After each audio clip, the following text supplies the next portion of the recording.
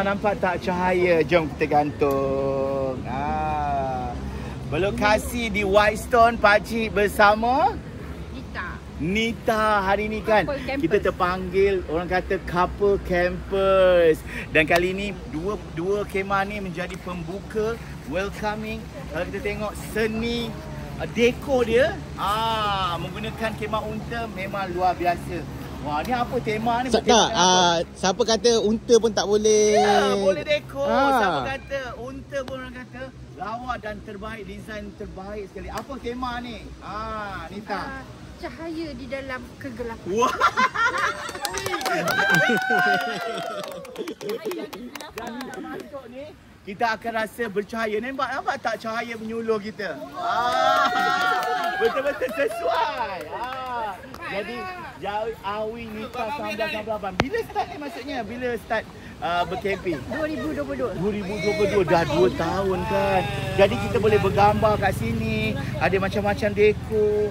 Betul ke orang cakap bawa lori kau nak dekor ni? Pakcik, ni.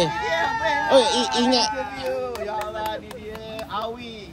Satu lagu. Jadi kan orang kata kalau kita berdekor ni, siapa punya idea dia? Idea kami sama-sama idea. Sama-sama lah. Orang kata sebab itulah couple camper. Mari kita temukan sikit. Jadi banyak-banyak yang Awi rasa, banyak-banyak setup ni, mana yang rasa best sangat setup? Bahagian mana? Ikan. Ya Allah, yang ini mana dah dapat? Ni ikan ni dapat dari mana? Ikan kami bawa dari Shah Alam. Oh, memang bawa dari Shah Alam. Mana ikan ni? Ya Allah. Ada. Ya Allah, yang lain pun bau. Oh, macam tu. Sebenarnya Dia ada lilin. oh, ada lilin, terkejut kita. Okey pakcik, ni contoh salah satu contoh kemah unta, and then dia cantum yang dome shelter. Yes, dome shelter. So ni salah satu contoh lah. Contoh lah, betul. Dia ada awning dia dan sini, dan pakcik kagum dengan organizer interior ni sebab apa? Ada ngam. Orang boleh tahu nama dia Awi dan Nita. Ada unta kat rumah tu, warna biru. Kami harap-harap sudilah dengan kita nak berunta unta liat. Jadi apa-apa untuk anda semua. Pakcik belum masuk, tengok dalam sikit. Apa-apa lah. Ada ke? Ada kuih raya katanya. Ada ni. Yang ni kuih. Jom masuk, boleh masuk tak? Ya Allah, dia punya ni. Dia punya alas ni orang kata selalu tak alas. Mainlah Nita tengok ni Wah, si alas ni. Alas ni sama, ini idea yang pakcik nak guna nanti. Alas kerusi ada effort. Lepas tu dia punya alas tu, alas apa? Macam alas ada bau sikit Ya Allah, buat apa? Serawa durian. Main dapat durian ni malam-malam begini. Wow.